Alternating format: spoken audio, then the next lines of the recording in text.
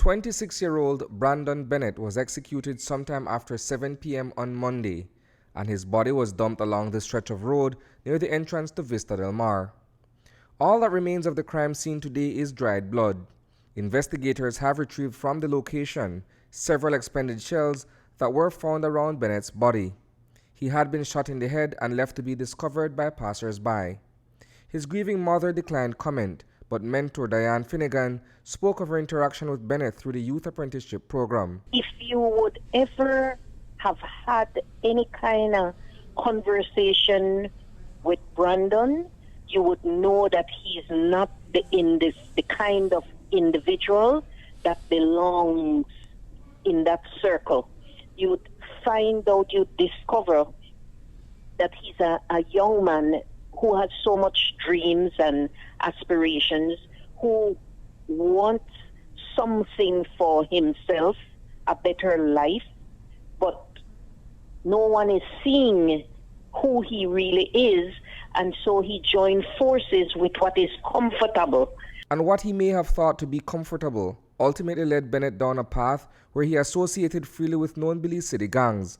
That involvement landed him a charge on September 6th, when he appeared before Senior Magistrate Tricia Pitts Anderson, where he was arraigned on a single charge of being a gang member. For me to say he has had several brushes with gang affiliates, I'd instantly say no, because I haven't been put in a position where I would have to say, you know what, Brandon is in a fight with this one, or Brandon is in a war with that.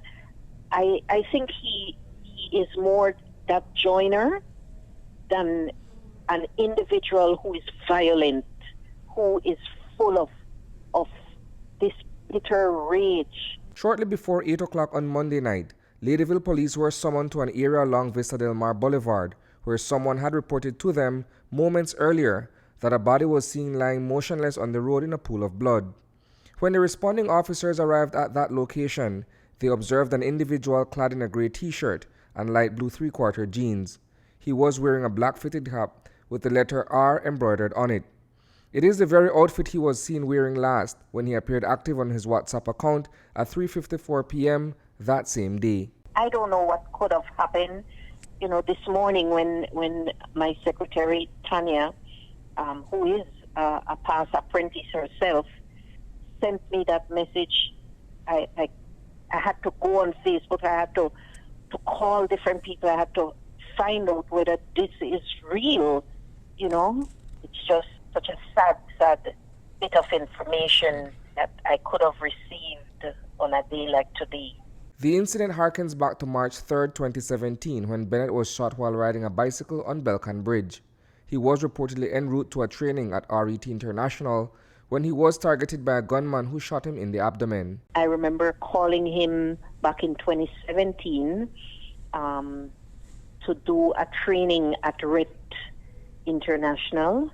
That's behind BIM.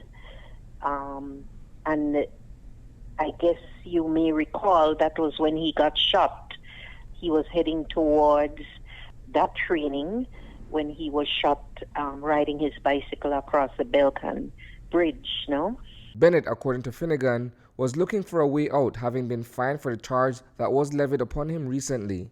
She told News 5 via phone that the former apprentice was considering a move to the United States. That was a part of the conversation we had, and why he wanted to get that visa and leave the country, and his disappointment in what was taking place now, because they just grabbed them up and charged them and put them behind bars. Reporting for News 5, I am Isani Cayetano.